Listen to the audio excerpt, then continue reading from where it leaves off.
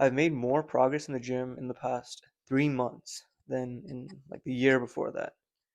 In this video, I'll tell you the 5 steps that you need to take to become more muscular than those Belgian blue cattle.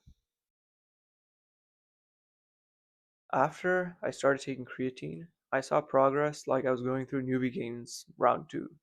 To get started, take 20 grams of creatine a day. So that's about 4 or 5 scoops, depending on your scoop size. And this is called the loading phase. The purpose of this is to fully saturate your muscle's phosphocreatine stores.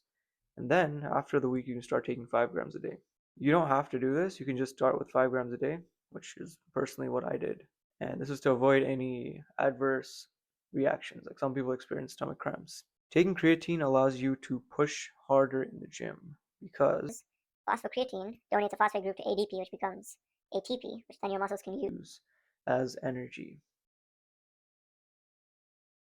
So let's go through an example of what a good exercise looks like and what a bad exercise looks like. And this is slightly opinionated. So let's say you're training biceps. A good example would be preacher curls.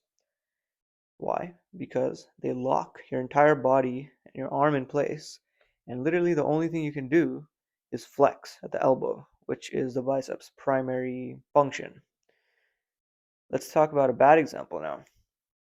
Bayesian cable curls. Jeff Nippard loves this exercise, and I can't figure out for the love of God why. How dare you? How dare?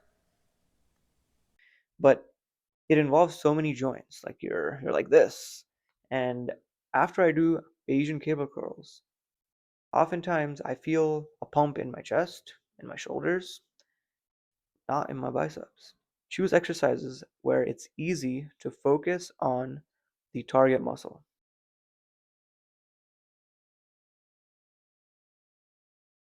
Here's the deal. I always go to failure on exercises which hit muscles that I care about. So when it comes to legs, I stop short. But when I'm hitting like chest or arms or back or even calves, I always push every single set to failure. And to the people who say, leave 1 rep in the tank, it's better because you won't be as fatigued. You won't stress your CNS as much. First of all, let's be real, most people suck at estimating reps in reserve. There's just too many uncontrollable variables that can influence how you feel at the time that you're working out. Like, for example, if you woke up late and you're feeling a little bit drowsy and you're trying to gauge how many reps you have in reserve, and you think you have 1 rep in the tank, but you actually have 3, at that point, you're not training hard enough. So, like, what are we doing here? Like, getting better at estimating our RIR or trying to grow our muscles? And according to a 2024 meta-analysis, strength can be increased at many ranges of RIR, right? You can leave reps in the tank but still get stronger. But that's not the case if you want to grow muscles. If you want to get bigger, you need to push closer to failure. For reference, here's a set of me going all the way to failure on incline dumbbell bench. And you can see initially I have good technique, good control, and pretty good rep speed. But as the set progresses, around this point, the reps start to get slower and metabolites start building up, and the largest motor units start getting recruited as I push closer to failure. And these are the motor units that are most prone to muscle growth. This is why we go to failure. This topic's already been beaten to the ground by every single fitness YouTuber, so I'll keep it short. For side and rear delts, I've been using this Arnold side-lying dumbbell lateral raise. If you want to grow your lateral delts, then kind of raise it to the side. And if you want to grow your rear delts, put the dumbbell in front of you and pull up and back. And this is the way that Arnold did it. I don't take no shit from anyone. So for biceps, preacher curls and incline curls. And for triceps, single arm dumbbell extensions, overhead extensions with a dumbbell. But any variation, any overhead variation will work just fine. This is just what I prefer. This exercise is something I learned from my friend Caden.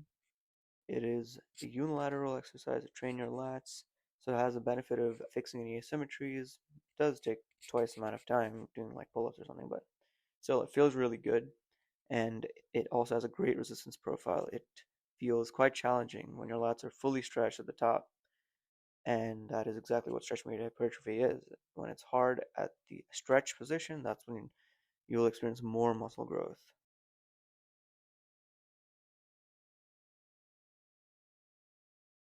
The last thing I want to cover is light cardio as a form of recovery.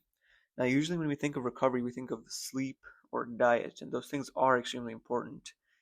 But I want to give some light to walking because there was this instance when I was extremely sore after having done a leg day, and my colleagues asked me to go for a walk after lunch, and I was like, no, I'm sore. And they're like, dude, we're just walking, it's not a marathon. And after I went, I felt much better. And this is probably because it speeds up recovery by improving blood flow and the rate at which metabolic waste, like lactic acid, is removed from your muscles. So, walk.